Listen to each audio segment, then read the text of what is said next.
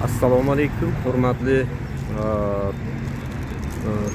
tomoshabinlar. Mana men Shoriy Shams, Qashqadaryo viloyat Qarshi shahridaman. Qashqadaryo bu qadim zamonda Buxoro amirligiga qarashli bo'lgan, lekin bu yerda birinchi prezidentimiz Islom Karimov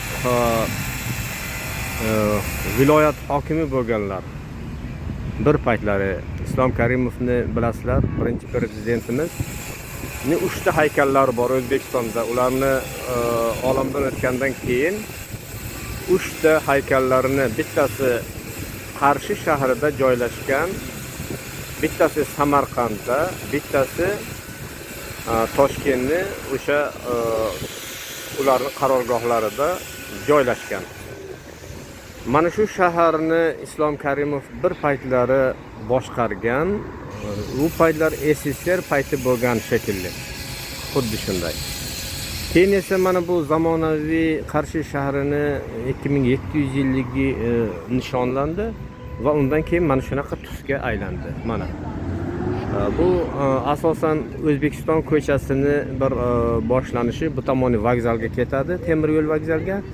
Bu tomoni esa 12-yo'l deyishadi. Mana 12-avtobus ham kelyapti. Xuddi bo'rini eslasangiz qulog'i ko'rinadi deganday 12-ni qarang, 12-avtobusni mana yuribdi. Men bir paytlari shu narsani bilardim, lekin men ham ancha vaqt bo'ldi. 2 yilcha bo'lgan kelmaganman Qarshiga. Men Qashqadaryo meni vatanim, bundan faxrlanaman. Lekin mehmonman. Bir ikkita etyud qilmoqchiman. 1-2 kun bo'ldi, bir to'yga ham keldim.